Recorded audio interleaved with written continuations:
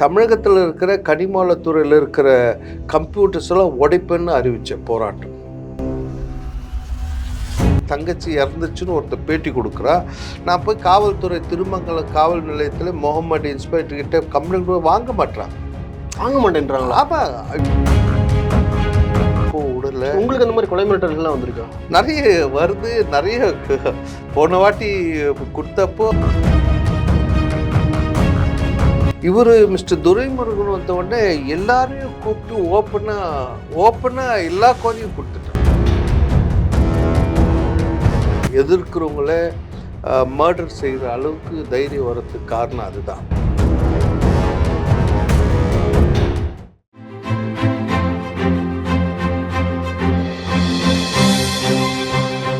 GeM TV நேயர்களுக்கு வணக்கம். இன்றைய சிறப்பு நேர்காணலில் நம்மோடு இணைந்திருப்பது எம்சாண்ட் லாரி உரிமையாளர் சங்கத்தின் தலைவர் திரு யுவராஜ் அவர்கள். வணக்கம் சார். வணக்கம். எப்படி இருக்கீங்க? நல்லா இருக்கா. ரொம்ப நாளைக்கு அப்புறம் ஒரு நேர்காணலை சந்திக்கிறோம். ஆமா, கண்டிப்பா இப்போ சந்திக்க வேண்டிய சூழ்நிலை இருக்கு.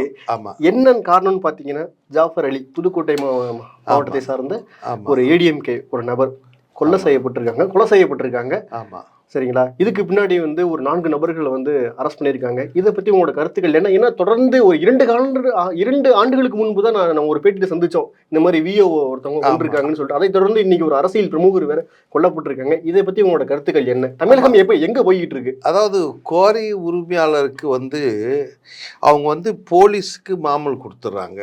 அடுத்தது அந்த ரெவன்யூ கொடுத்துட்றாங்க, பொல்யூஷன் கொடுத்துட்றாங்க. எல்லா இடத்துலையும் மாதம் ஆனால் பணம் கொடுக்கறதுனால அவங்களுக்கு ஒரு மாதிரியான தைரியம். இது இல்லாத அமைச்சர் இவ்வளோ இருக்கிறதுனால அவங்க இந்த மாதிரி அவங்கள எதிர்க்கிறவங்கள வரும்போது காவல்துறையே நம்மக்கிட்ட இருக்குது. அந்த அசட்டு தைரியம் தான் இவங்களுக்கு இருக்குது. இது இங்கே மட்டும் இல்லை, தமிழகம் முழுவதும் இது இருக்குது. நாங்கள்லாம் இப்போ இந்த இஷ்யூவில் வெளியே வரும்போதே சொல்லிட்டு தான் வரோம். நாங்கள் இந்த கனிம கொள்ளையை குறித்து தொடர்ந்து நம்ம பேசிகிட்ருக்குறோம். இது ரொம்ப பாவமாக இருக்குது. அவர் அவ்வளோ அதிகாரிக்கிட்ட போய் நாங்களும் அப்படி தான் சொல்கிறோம். எத்தனை கடிதம் கொடுக்கறது? இப்போ கடிதம் கொடுக்கறத விட்டுட்டு இப்போ கணினி 20 ஆண்டு ஆகுது கம்ப்யூட்டரைஸு. ஆனால் இன்னும் இந்த கனிமவளத்துறையில் மலைகள் உடைப்பதில்லை. இன்னும் பேப்பரு பேனால் தான் எழுதிட்டுருக்காங்க. ஏன்னா அப்போ தான் ஊழல் செய்ய முடியும். ஆமாம். அதனால் அது நடைமுறைப்படுத்துங்க சொன்னால் கூட அவங்க அதை செய்யவே இல்லை. இல்லை, எந்த மாதிரி ஊழல் இருக்கும்? அதான் பில்லே பேப்பரில் இருந்தால் எப்போ ஒன்றா அழிச்சிடலாம். எவ்வளோ மலை, எத்தனை ஆயிரம் டன்னு நம்ம உடைச்சா கூட எவிடன்ஸ் இருக்காது. கம்ப்யூட்டரில் இருக்கிற எவிடன்ஸு இதில் கிடைக்காது. அடுத்தது ஒரு பில்லை வச்சுக்கிட்டே அவங்க மேஜிக் பண்ணி வச்சு எத்தனை முறை ஒன்றா எத்தனை லோடு ஒன்றா எடுத்துக்கலாம். அதனால் அதை தொடர்ந்து அதிகாரிங்க பண்ணிகிட்ருக்காங்க. இப்போ அதை தடுக்கணுன்னா என்ன பண்ணோம்? தொடர்ந்து மனு கொடுத்துட்டு, இப்போ அவர் மனு கொடுத்துக்கிட்டே இருக்கார். தாசில்தார் கொடுக்குறார், ஆர்டிஓ பார்க்குறாரு, கலெக்டர் பார்க்குறாரு, எஸ்பி பார்க்குறாரு. எது பார்த்தாலும் அந்த எதிர் சைடு போயிடும். நம்ம கொடுக்குற இது எல்லாமே அவங்களுக்கு சப்போர்ட்டாக இருக்கிறவங்க தான்.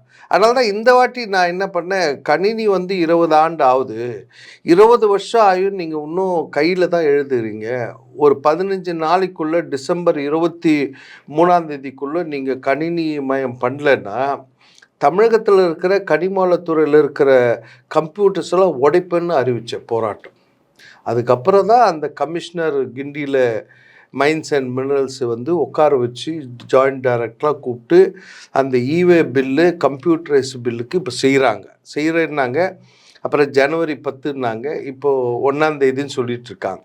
அது பண்ணுற வரைக்கும் இந்த ஊழலில் தடுக்கவே முடியாது. ஊழல் நிறைய நடந்துட்டு தான் இருக்கும். இந்த மர்டர் உண்மையிலேயே அது கண்டிக்கத்தக்கது.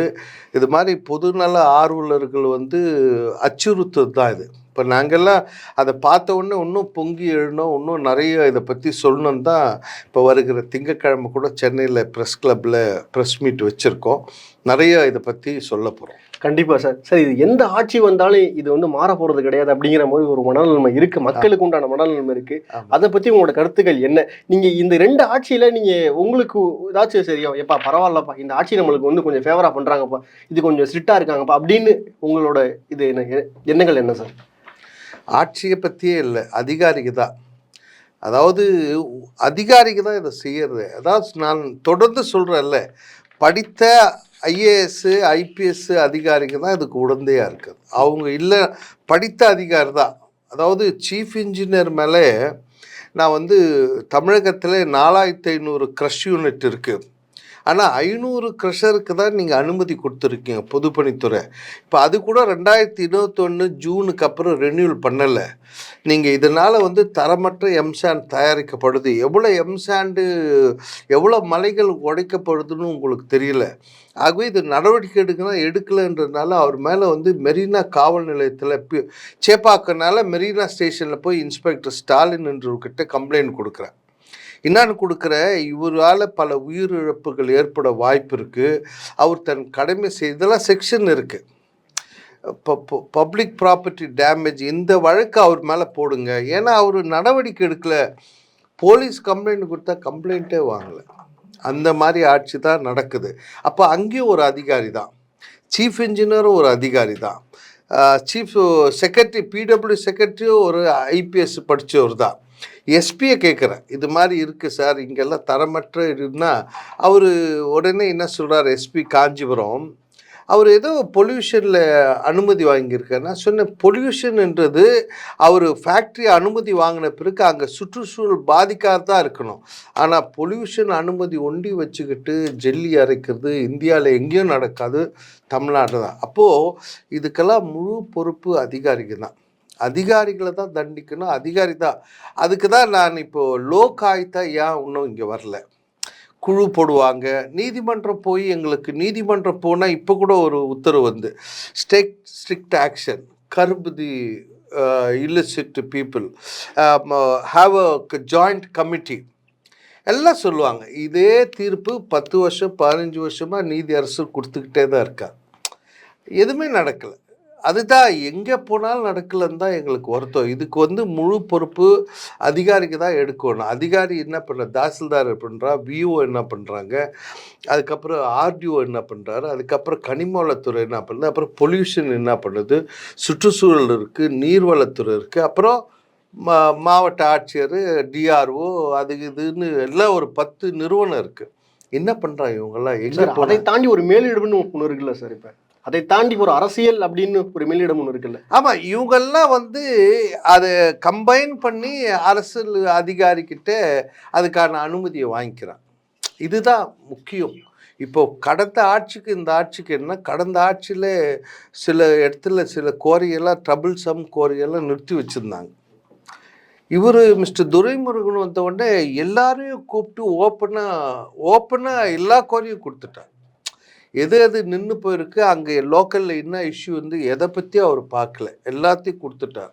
அதுதான் அதன் காரணமாக தான் அந்த தைரியம்தான் இவங்களுக்கெல்லாம் இது மாதிரி எதிர்க்கிறவங்களே மர்டர் செய்கிற அளவுக்கு தைரியம் வர்றதுக்கு காரணம் அதுதான். கோரை ஓனர் என்ன பண்ணான், நான் கூட ஒரு வாட்டி மணல் கோரைப்போ போகிறேன், அவன் என்ன பண்ணுறான், அங்கே இவங்க கிட்ட சம்பாதிக்கிறாங்கல்ல ஆட்கள், இவன் செய்கிற தப்புக்கு துணை போய் அங்கே வண்டி ஓட்டுறவனே சொல்லுவான், என்னடா அவன் யாரோ லோக்கலில் பிரச்சனை பண்ணிக்கிறான், அவங்க பொழப்பெல்லாம் கெட்டுடும், இவன் பொழப்பு கெட்டுடுன்னு அவன் வந்து இவனை தூண்டி விடுவான். இவனுக்கு ஆபத்து. ஆனால் இவன் வந்து அங்கே சுற்றி இருக்கிற கிராம மக்கள்லாம் எவனோ ஒருத்த வரான், நாலுலேருந்து உங்கள் பொழப்பெல்லாம் போச்சுடான்னா அவன் ஆத்துறான்னு சொல்லுவான். அப்படித்தான் பண்ணுறான். இப்போ நான் கூட ஒரு சாண்ட் கோரி உள்ளே போகிறோம், ஒரு டிவி இட்டுக்கிட்டு கேமராவோட போகிறோம், அவன் ஊர் மக்களை கிளப்பி விட்டுறான். சுற்றி இருக்கிற மக்கள், நாலுலேருந்து உங்கள் பழப்பெல்லாம் அவ்வளோ தான், வேலையே இல்லைன்னு உடனே அவன் உள்ளே வந்து எங்களை தடுக்க வரான். ஊர் மக்கள் ஏன்னா அவனுக்கு வேலை இல்லாமல் போயிடும், அவனுக்கு வேலை இல்லை. அது அப்படித்தான் இவங்கெல்லாம் வந்து அதே மாதிரி மணல் கோரையில் வந்து உடனே தெரிஞ்சிடும், எந்த தப்பு செஞ்சாலும் மிஷின் ஓடுறதே காலைல அவன் டாய்லெட் போகும்போதே பார்த்துருவான், ஃபோட்டோ எடுத்துடுறான், இல்லை ரோட்டில் போகிறவன் பார்த்துருவான், இல்லை அதிகாரி பார்த்துருவான், இல்லை ஏதாவது ஒன்று பண்ண. ஆனால் மலைகள் உடைக்கப்படுறதில் யாராலையும் பார்க்க முடியாது, அங்கே உள்ளவே போக முடியாது. நீங்கள் என்ன உடைக்கிறான்னு தெரியாது. பெரிய விபத்து நடந்து உயிரிழப்பு ஏற்பட்டால் தான் அங்கே மீடியெல்லாம் போய் அதுக்கப்புறம் எடுத்து அப்போ சொல்லுவா இது காலாவதி ஆயிடுச்சு, அப்போ சொல்லுவா இது 200 அடிக்கு ஆழத்துக்கு 500 அடி எடுத்துட்டாங்க, இவ்வளோ டன்னு அதெல்லாம் விபத்து நடந்தால் தான் வெளியவே தெரியும். இப்போ நீங்கள் கூட இப்போ நான் சேலஞ்ச் பண்ணுறேன், நீங்கள் கிருஷ்ணகிரியில் நடக்கக்கூடிய ஏதாவது ஒரு மலைக்கிட்ட நீங்கள் போயிடுங்க. ஏன் அங்கே வேண்டாம், இங்கே ஸ்ரீபெரும்புத்தூர், செங்கல்பட்டு ஏதாவது ஒரு கோரையில் போய் நீங்கள் ஒரு ஃபோட்டோ எடுத்துருங்க பார்க்கலாம். முடியவும் முடியாது. நானே காஞ்சிபுரம் எஸ்பி கிட்டே நான் இந்த கோரையில் போய் விசிட் பண்ணுறோம், அங்கே காலாவதியான மலை இருக்குது, பில்லு இல்லை, மலையை வந்து உடைக்கிறாங்க, எனக்கு அனுமதி கொடுங்கன்னு கொடுக்கலையே அவர். ஏன்னா எல்லாரும் கம்பைன்டு இதில் இந்த கனிமங்கள் வெட்டி எடுப்பதில். ஏன்னா இன்றைக்கி வந்து ஒரு நாளைக்கு 25,000 லோடு கனிமங்கள் வெட்டி எடுக்கப்படுது. இன்னும் ஒரு 30 வருஷத்தில் மலைகளெல்லாம் இருக்காது, அந்த மாதிரி போயிட்டுருக்கு. அதாவது இங்கே மட்டும் இல்லை, இங்கெல்லாம் இதெல்லாம் ஜுஜிபி. கிருஷ்ணகிரி மாவட்டத்தில் டெய்லி கர்நாடகாவுக்கு லோடாக போகும். 80,000 டன்னு ஒரு நாளைக்கு போகுது. இங்கேயே மிஸ்டர் பழைய அமைச்சர் விஜயபாஸ்கர் க்ரஷரில் இருக்கிற மிஷினு செங்கல்பட்டில் இருக்கிற ஆட்சியருக்கே தெரியாது இந்த மிஷின் இந்தியாவில் இருக்கான்னு. ஒரு நாளைக்கு 6,000 டன்னு 7,000 டன்னு அரைக்குது ஒரு நாளைக்கு. அதாவது இப்போ மிஷினுக்கு பேர் என்ன, அவர் கணக்கு தான். ஒரு அவருக்கு 100 டன்னு இவ்வளோ அரைக்குதுன்னு சொல்கிறாங்க, இவ்வளோ பண்ணியிருக்காங்க. அப்போது ஒரு அவருக்கு இவ்வளோ டன்னுன்னா அப்போ என்ன ஆச்சு? அந்த மாதிரி மிஷின்லாம் இருக்குது. மாவட்ட ஆட்சியர்லாம் போய் பார்த்துருப்பாரா தெரில. அப்போது அவங்க ஒரு நாளைக்கு 5,000 டன்னு ப்ரொடக்ஷன் பண்ணுறாங்கன்னா அவனுக்கு அனுமதி கொடுக்குறது கம்மி. அதனால தான் அங்கே போய் அந்த குற்றச்சாட்டை சொல்லும்போது அவன் இவ்வளோ பெரிய மிஷின் போட்டிருக்கோ இதெல்லாம் கெட்டு போகுது, உடனே காவல்துறையை வச்சுக்கிறா, காவல்துறை பார்த்து செய்யுங்க, அவனை பயம் காட்டுங்கன்னு தான் சொல்லுவான். இல்லை, என்னோட அடுத்த கேள்வி அதான், அதிகாரிகளுக்கும் அதாவது அதிகாரிகளை தாண்டி காவல்துறைக்கும் இது சம்மந்தம் இருக்குமா அப்படின்னு தான் என்னோட கேள்வியே. அதாவது இது மட்டும் டோல்கேட் ஆட்ட நம்ம போய் போராட்டம்னா காவல்துறை முதல் நம்மளை தான் தெத்துறான். டோல்கேட் காரணம் காவல்துறைக்கு மாசானா அந்த ஸ்டேஷனுக்கு மாமூல் கட்டுறோம், எப்படி ஒயின் ஷாப் கட்டுற மாதிரி. அதான் சொல்கிறேன்னே, இந்த 3.5 வருஷத்தில் கட்டிருக்கீங்களா?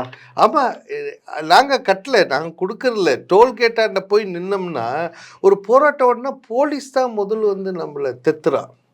எதுக்காக வந்திருக்கோ, இது காலாவதியான டோலு, இங்கே விபத்து நடக்குது, இங்கே அநியாயமாக வசூல் பண்ணுறான். நேற்று 60 ரூபா வாங்க வேண்டிய வண்டியில் 120 ரூபா டபுளாக வாங்கியிருக்கான். போனாவே அந்த கம்ப்ளைண்ட்டே வாங்க மறுக்கிறான். ஏதாவது ஒரு சாக்கு சொல்லி நம்மளை அனுப்ப தான் பார்க்குறாங்க. அதனால் காவல்துறை முக்கிய பங்கு இருக்குது எல்லா கோரிக்கையும். நான் தான் சொல்கிறேன்னே, இந்த டிராஃபிக் போலீஸ் இன்றைக்கி சிட்டியில் 3000 டிராஃபிக் போலீஸ் இருக்காங்கன்னா 3000 பேரும் ரோடுக்கு வந்து பணம் வாங்கணும்னு நினைக்கிறான். ஏதாவது ஒரு வண்டியில் 2 வீலரு அவன் ஷிஃப்ட் எடுத்துக்கிறான். 2 வீலர் ஹெல்மெட்டு கேஸுக்கு ஒரு ஆள் அனுப்புகிறான், 10 கேஸ் போடுறான், அரசுக்கு 10,000 ரூபா வசூல் பண்ணி கொடுக்குறான். இவன் ஒரு 20,000 ரூபா லஞ்சம் வாங்கிடலாம். அதே மாதிரி ட்ரங்க் அண்ட் ட்ரைவ் எடுக்கிறேன்னு ஒரு டீம் வருது நைட்டு, அவன் வந்து அரசுக்கு ஒரு 10 கேஸ் கொடுக்குறான், 10,000 ரூபான்ட்டு 1,00,000 ரூபா கொடுக்குறான். ஆனால் பார்த்தா அன்றைக்கி இரவு அவன் ஒரு 1,00,000 ரூபா வசூல் பண்ணிடுறான். இப்போ இதுதான் நடக்குது. அரசுக்கு வந்து இன்றைக்கி ஹெல்மெட் கேஸு போக்குவரத்து துறை மூலிமா காவல்துறை ஒரு நாளைக்கு மாதம் 100 கோடி அரசுக்கு வசூல் பண்ணி கொடுக்குதுன்னா இவங்க வந்து 300 கோடி லஞ்சம் வாங்கிடுறான் இந்த சட்டத்தை வச்சுக்கிட்டு. இதுதான், இது மாதிரி தான் இப்போ இந்த கனிமத்தில் எங்கே போய் நான் கம்ப்ளைண்ட் கொடுக்குறேன், இந்த க்ரஷரில் தரமற்ற எம்சாண்ட் தயாரிக்கப்படுது, அனுமதி இல்லைன்னா நீ இங்கே கொடுக்காத, நீ யூ கோ டு பிடபிள்யூடின்றான். பிடபிள்யூ போனால் எனக்கும் அதுக்கும் சம்மந்தம் இல்லை, நீங்கள் பொல்யூஷன் அனுமதி கொடு. நேராக ஸ்ரீபெரும்புத்தூர் பொல்யூஷன் வந்தால் பொல்யூஷனுக்கு எனக்கு இதாக வேலை. கனிம வளத்துறை போகிறேன், கனிம வளத்துறை போனால் சார் எனக்கு நேற்று ஒரு அதிகாரி பார்க்குறேன், சார் எனக்கு எவ்வளோ க்ரஷர் இருக்குதே எனக்கு தெரியாதுன்றான். ஒரு மாவட்டத்துடைய கனிம வளத்துறை அதிகாரி எனக்கு எவ்வளோ க்ரஷருக்கு தெரியாதுன்னு இவர் பொல்யூஷனுக்கு ஃபோன் பண்ணுறார். பொல்யூஷன் ஆஃபீஸ் போட்டு கேட்குறார், நான் அந்த நம்பர் கொடுங்கன்னு வாங்கி நான் கேட்டேன், இன்னும் நீங்கள் எப்படி அனுமதி? சார் எங்கள் வேலை வெறும் சுற்றுச்சூழல், அங்கே மிஷின் அமைச்சு அங்கே சுற்றி பாதிப்பு இல்லாத பார்க்குறது மட்டும்தான், பார்க்குறது எனக்கு இல்லைன்றா. நேராக பிடபிள்யூடி ஆஃபீஸு சேப்பாக்கம் வந்து இது மாதிரி நடக்குன்னா நீங்கள் போய் பொல்யூஷனை கேளுங்கன்றாங்க. கலெக்டரை கேட்டாலும் கலெக்டர் என்ன சொல்கிறாங்க, கனிமவளத்துறை அதிகாரி கேட்குறேன்றாங்க. ஆனால் இடி மட்டும் வந்தால் கலெக்டர் தானே இன்றைக்கி டெல்லி போனார்.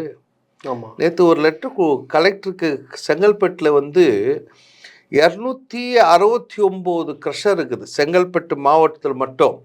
ஆனால் அவங்க கனிமங்கள் உடைச்சி எதுக்கிறதுக்கு அனுமதியும் பர்மிட்டும் 30 பேருக்கு தான் கொடுத்துருக்காங்க.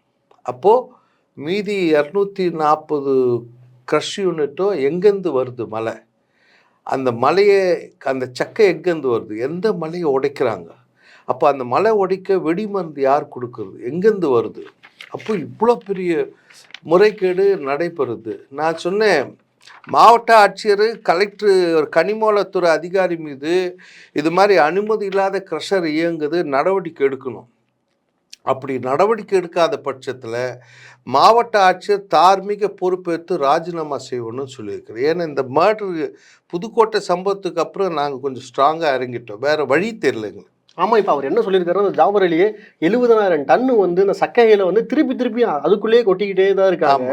அதன் காரணமாக தான் நான் கொண்டு போய் நான் எத்தனையோ நடக்க மாவட்ட ஆட்சியர்கிட்டையும் சரி எல்லா அரசு துறை அதிகாரிகிட்டையும் நான் போய் முறையிட்டு எனக்கு வந்து உயிர் பயமாக காட்டுறாங்க.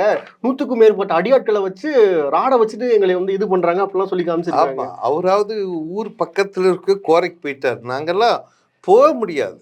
அதான் எஸ்பி கிட்ட எஸ்பியுடைய அனுமதி கேட்கல, கொடுக்க மாட்டாங்களே.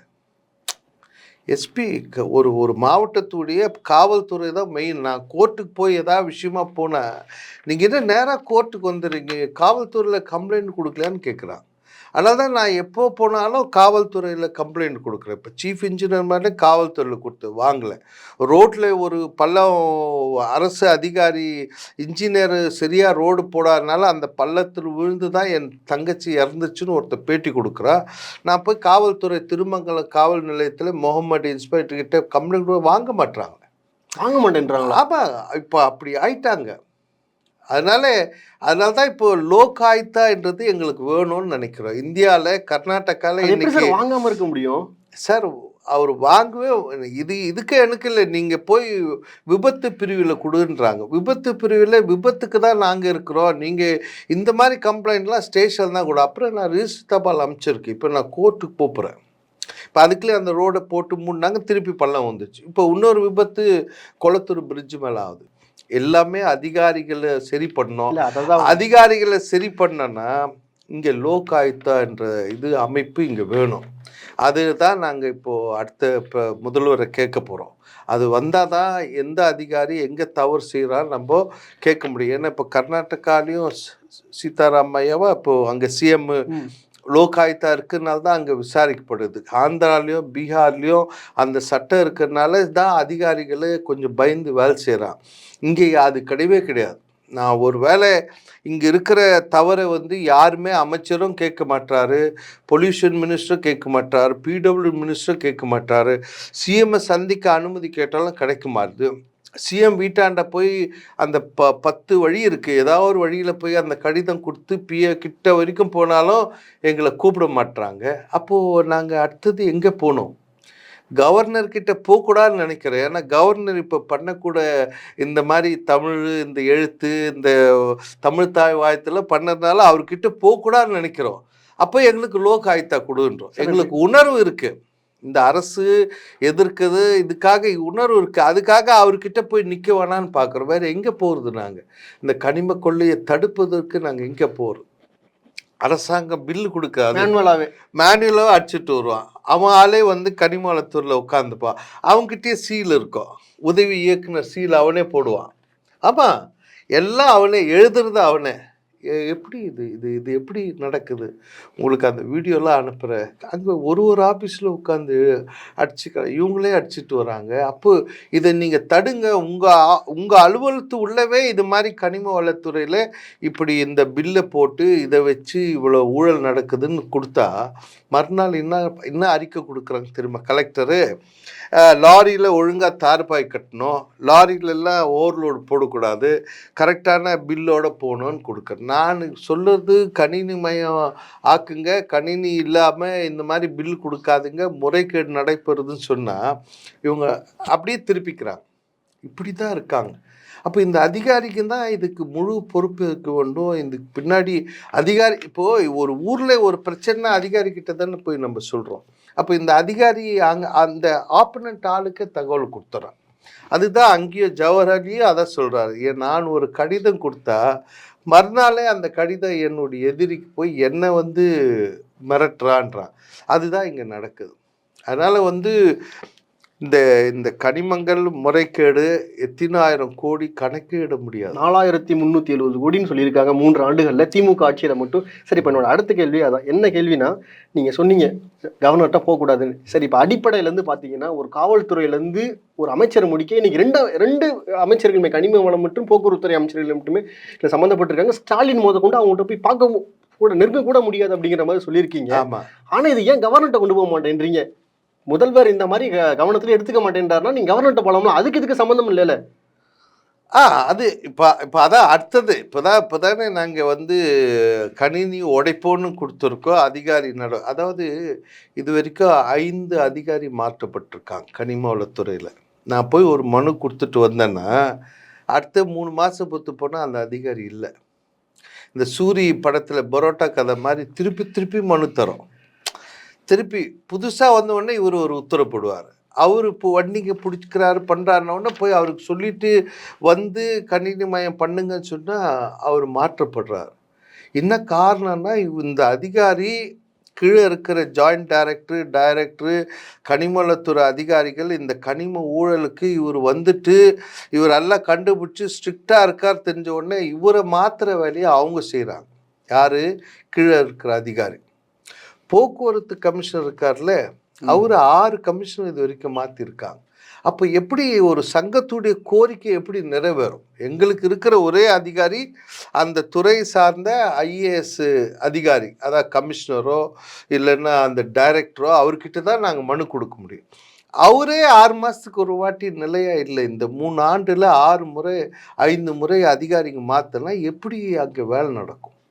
அப்போது அந்த தவறு தொடர்ந்து திருப்பி திருப்பி நடந்துக்கிட்டே இருக்குது. அதுதான் நான் கேட்குறோம். ஏன் வந்து இது பின்னாடி இந்த கனிமங்கள் வெட்டி எடுக்கிறதுல நீங்கள் வந்து எத்தனை வழி இருக்குது தெரியுமா? கனிமங்கள் வெட்டுறவுடைய இபி பில்லை செக் பண்ணாவே தெரிஞ்சிடும் எவ்வளோ மிஷின் போட்டு உடைச்சிருக்கான்னு தெரியும். அதை நீங்கள் பண்ணுறதில்ல. ட்ரோன் மூலிமா அளக்கலான்னுக்குது, அதுவும் பண்ணுறதில்ல. இல்லை, அதே மாதிரி அந்த கனிமங்கள் எடுத்துகிட்டு வரும்போது நீங்கள் இவே பாஸ் போட்டிருந்தீங்கன்னா இவே பில்லை வந்து ஒரு வண்டிக்கு கனிமம் எடுத்துகிட்டு வரும்போது தெரிஞ்சிடும் எவ்வளோ கனிமங்கள் ஏற்றுறாங்க, இந்த வண்டிக்கு இவ்வளோ டன்னு தான், இவ்வளோதான். வண்டியில் அதிக ஓவர் ஏற்றி அனுப்புகிறாங்க. அதை தடுக்க அமைச்சருக்கு சொன்னாலும் பண்ணலை. அதுக்கு அடுத்தது பார்த்திங்கன்னா இந்த மலைகளில் வந்து தூரம், அதாவது டிஸ்டன்ஸ் இருக்குது. மலையை விட்டு 500 மீட்டருக்கு அண்ணாண்ட. இப்போ அப்படி கிடையாது. மலைகளெல்லாம் இந்த ஷவர்மா பார்க்குறோம்ல, சிக்கன் ஷவர்மா எப்படி சுற்றி இப்போ திருப்பி திருப்பி சுரண்டா, அது மாதிரி மலைகள் எல்லாம் இப்போ ராணிப்பேட்டில் இருக்கிற மலை காணும். இன்னும் 2 நாளில் அது சுத்தமாக மட்டை ஆகிடும். ஷவர்மா மாதிரி ஒரு மலையை சுற்றி 10 பேருக்கு அனுமதி கொடுத்துருக்கா. அப்போது எவ்வளோ உடைக்கிறா, எவ்வளோ எடுத்துகிட்டு வரா யாருக்கு தெரியும்? டிஸ்டன்ஸ் இருந்தால் தானே தெரியும். இதுதான் இதுக்கெல்லாம் முழு பொறுப்பு அந்தந்த மாவட்ட ஆட்சியர், அமைச்சரும் ஃபுல் பொறுப்பு ஏற்றுக்கணும். ஏன்னா இவர் தான் அனுமதி கொடுக்குறோம். இது இல்லாத வெளி மாநிலத்துக்கு போகக்கூடாதுன்னு நீதியரசர் கிருபாகரன் உத்தரவு இருக்குது. அதாவது மணலாவது மழை வந்தால் திருப்பி வந்துடும், மலைகள் உடைக்கப்பட்டால் வராதுன்னு அவரே அந்த தீர்ப்பில் சொல்லி இந்த கனிமங்கள் வந்து அதர் ஸ்டேட்டுக்கு போகக்கூடாதுன்னா, ஆனால் போயிட்டே தான் இருக்கு. கர்நாடகாவுக்கு ஃபுல்லாக போயிட்டு இருக்கு. அது யார் தடுக்குவாங்க? அதனால் கனிம வளத்தில் நடக்கிற கொள்ளையை மக்கள் வந்து யாரும் பயப்படுறாங்க. இப்போ கிருஷ்ணகிரியில் நடக்கிற, இப்போது எனக்கு தகவல் சட்டத்தில் 121 மலை கொடுத்துருக்காங்க. 2020 கொடுத்துருக்காங்க. அதில் 70 மலை ஓசூர்லேயே இருக்குது. அவ்வளோ ஃப்ரீ இன்ஃப்ராஸ்ட்ரக்சர் இன்னும் நடக்குது. அதனால் ஒரு நாளைக்கு 4000 லோடு கனிமங்கள் கர்நாடகா உள்ள போகுது. அப்போ அங்கே வந்து அதை அரைக்கிற மிஷின், அங்கே அரைக்கிறவங்கள பார்த்தீங்கன்னா ஒரு 38-40 பேர் எல்லாம் கர்நாடகா சேர்ந்தவங்க வந்து இங்கே இருக்கிற கனிமத்தை ஒடிச்சு அவங்க ஸ்டேட்டுக்கு எடுத்து போகிறாங்க. அப்போ இதெல்லாம் யார் தடுக்கணும்? மாவட்ட ஆட்சியர் என்ன பண்ணுறாங்க தெரியுமான்னு கேட்குறோம். அதுதான் அங்கே யாருமே, அங்கே சில மர்டர்லாம் வெளியே தெரியறதில்ல, சிலதெல்லாம் தெரியறதில்ல. இவர் மீடியாக்கெல்லாம் ஆமாம் நிறைய அந்த ஊரில் போய் நான் கேட்டாவே சொல்ல மாட்டேறான். நானும் போய் வந்தேன், என்னை உள்ளே போக விடலை. உங்களுக்கு அந்த மாதிரி கொலை மிரட்டல்கள்லாம் வந்திருக்கா? நிறைய வருது, நிறைய போன வாட்டி கொடுத்தப்போ அந்த மிரட்டல் வரும். நான் மிரட்டல் வந்த உடனே சொல்லுவேன், என் கால் வந்து ஏசி ஃபோனில் லிங்க் ஆகிருக்கு, என் கால் ரெக்கார்ட் ஆகிட்டு, நீ கொஞ்சம் ஜோராக பேசுங்க, சரியா கேட்கலன்னு உடனே இதை கட் பண்ணிட்டு அவன் வீடியோ இந்த வாட்ஸ்அப் காலில் வந்தான். அப்பவும் பேசிட்டு இருந்தான். இதில் எல்லாமே அந்த அந்த அரசியல் பிரமுகர்கள் அந்தந்த மாவட்டத்துடைய எம்எல்ஏ, எம்பி எல்லாமே எல்லாம் லிங்க் வராங்க. இந்த மலையை உடைக்கிறதுல எல்லாரும் ஒன்றாயிடுறாங்க. அதில் எந்த மாற்றம் இல்லை, எல்லாரும் ஒன்றா சேர்ந்து தான் பண்ணுறாங்க. அதனால இந்த இந்த கனிமங்களில் நடக்கக்கூடிய முறைகேடு அரசு இரும்பு கரம் கொண்டு நிறுத்த வேண்டும் கேட்குறோம். இப்போ வந்து பார்த்திங்கன்னா எங்கள் மேலே போடுற சட்டம், இப்போ ரீசெண்டாக இந்த புதுக்கோட்டை சம்பவத்துக்கு அப்புறம் ஒரு வாய்ஸ் கால் கொடுத்துட்டாங்க, எந்த வண்டி வந்தாலும் பில்லு இல்லாத விடாதீங்க. கொஞ்ச நாள் இப்போ எல்லா இடத்துலையும் மடக்கி, இப்போ மாதவர தாசில்தார் இது வரைக்கும் 4-5 வண்டி மடக்கிறாரு, சாவி வண்டி எடுத்து போயிடுறாரு, என்னை வந்து பாருன்றாரு, பார்த்து பணம் வாங்கின்னு அனுப்பிச்சிடுறாரு. இப்படி தான் நடக்குது, வழக்கமாக நடக்கிறது சார். ஆமாம், அவ்வளோ வேலை செய்கிறாங்க, அவ்வளோ சப்போர்ட்டாக இருக்காங்க. அவங்க வந்து ஒரே ஒரு அதிகாரி நான் தெரிஞ்சு ஒரு ரோடு சரியாக போடலைன்னு நான் போய் அந்த ப்ராஜெக்ட் டைரக்டர் மேலே கம்ப்ளைண்ட் கொடுத்தேன். பூந்தமில்ல வள்ளின்னு ஒரு இன்ஸ்பெக்டர் போனோன்னு என்னை வரவேற்றாங்க. வாங்க, உங்களை மாதிரி ஆள் தான் ஓணும், இந்த ரோடு இவ்வளோ மோசமாக இருக்குது, கொடுங்க, முதல்ல அவருக்கு சிஎஸ்ஆர் கொடுன்னாங்க. அந்த ஒரு சம்பவம், அது மதுரவாயில் ஒரு சம்பவம் தான் நான் பார்த்தேன். அதுக்கப்புறம் நிறைய பேர் இந்த கனிமத்துறைக்கு வரவங்களே அதெல்லாம் விட்டுட்டு இதுக்குன்னே வரவங்க தான் இருக்கிறாங்க. ஏன்னா அந்த நல்ல அதிகாரிங்க இல்லை. இப்போ ஸ்ரீபெரும்புத்தூரில் கூட ஓவர்லோடு தடுக்கணும்னு ஒருத்தர் ஏஎஸ்பி வந்திருக்காரு. ஆனால் இந்த வெளிநாட்டுக்கு போகிற கல் வண்டி வருது, வீடியோ எடுத்து அவருக்கு அனுப்புகிற இந்த மாதிரி கனிம கொள்ளை நடைபெறுது, இங்கே கனிமம் கடத்துறாங்கன்னா அந்த லெட்ரு அந்த கனிம கடத்துகிற அதிகாரிக்கிறான் பாரு, அவருக்கே போடுறாங்க. கலெக்டர் போய் நான் இந்த மாவட்டத்தில் இவ்வளோ கனிமங்கள் உடைக்கப்படுது, தரமற்ற எம்சாண்டு பில் இல்லாத போது கொடுத்தா கலெக்டர் வந்து ஏடி மைன்ஸ்ன்னு எழுதுறான், திருப்பி அவருக்கே போகுது. அதுதான் எங்களால் இந்த கனிமம் கடத்தலை தடுக்க முடியாததுக்கு காரணம் என்னென்னா, மாவட்ட ஆட்சியரே துணை, அது மாதிரி ஆட்சியர் தான் அந்தந்த நீங்கள் எங்கெங்கே கனிமம் நிறைய எடுக்கிறாங்க அங்கே இருக்கிற ஆட்சியர்லாம் நான் மாற்றணுன்ற அவங்க அதை ஒத்துக்கிட்டு தான் அங்கே வராங்க. இல்லைன்னா ஒரு மாவட்ட ஆட்சியர், ஒரு ஐஏஎஸ் அதிகாரி உங்கள் ஊரில் கனிம கடத்தல் நடக்குதுன்னா அது நடக்கவே கூடாது. ஒரு மனு வந்துச்சுன்னா நீங்கள் எந்த அதிகாரி போய் எந்த மலையை பார்த்துருக்காங்க, எந்த ஐஏஎஸ் எந்த கலெக்டர் போய் மலையை, ஆர்டிஓ போய் மலையை விசிட் பண்ணுறாங்க சொல்லுங்கள். என்ன மாதிரி போடுங்க, ஒரு ஆள் போட்டு கேமரா போடுங்களேன், ஒரு மலைக்கு ஒரு கேமரா போட்டு கனிமவள ஆஃபீஸில் ஓடட்டுமே. இப்போ மணல் அரசே ஆன்லைன் விடும்போது எல்லா மணல் கோரி தான் கேமரா ஓடிட்டு இருந்து பண்ண முடியுமா? நீங்கள் பண்ணுவீங்களா? மாட்டான். இதுக்கு என்ன காரணம்னா, போன பீரியடில் அவன் வந்து 1000 லோடு அரைச்ச இடத்துல அவன் வந்து 100 லோடு தான் கணக்கு காமிச்சிட்ருப்பான். அவன் போகும்போது இவனுக்கு சொல்லிவிடுவான், இதை அப்படியே மெயின்டைன் பண்ணுன்னு. ஏன்னா அங்கே 1000 லோடு 10,000 லோடு அடுத்த மாதமே அதிக வருவாய் வந்துட்டா அவன் ஊழல் செஞ்சான்னு மாட்டிக்கிறான். அவன் மாட்டுனா கலெக்டர் மாட்டுறார், ஆர்டிஓ மாட்டுறார், தாஸ்தா அப்போ இவங்கெல்லாம் கூட்டாக சேர்ந்து தான் இதை அப்படியே இங்கேருந்து இங்கே தூக்கி வச்சு அப்படியே நவுத்திக்கிட்டே வராங்க. இதுக்கு ஒரு முற்றுப்புள்ளி வேணும். புதுக்கோட்டை அந்த உயிரிழப்புக்கு அப்புறம் அரசு அதிகாரி திருந்தவில்லை என்றால் மிகப்பெரிய போராட்டத்தில் நாங்கள் ஈடுபட்டு நிறுத்துவோம். போராட்டமே எப்படி கொடுக்குறோம், மாவட்ட ஆட்சியர் தானாக முன் வந்து ராஜினாமா செய்வோன்னு கடிதம் கொடுக்குறோம். இல்லைன்னா நீங்கள் இடி முன்னாடி போய் நிற்க வேண்டியது வரும்னு நேற்று லெட்டர் கொடுத்துருக்கேன்.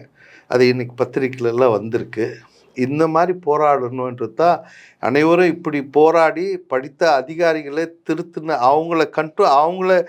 அவங்களுடைய மெனியை பிடிச்சாதான் இந்த ஊழல் குறையும், இந்த கனிம கொள்ளை குறையும். காவல்துறை அதிகாரிலையும் நம்ம நல்ல ஸ்ட்ராங்காக அட்டாக் பண்ணால் தான் இந்த மாதிரி உயிரிழப்புகளும் தடுக்க முடியும். இதுதான் எங்களுடைய சங்கத்துடைய இனிமேல் எடுக்க வேண்டிய நடவடிக்கை. இதுதான். மிக்க நன்றி சார். தேங்க்யூ.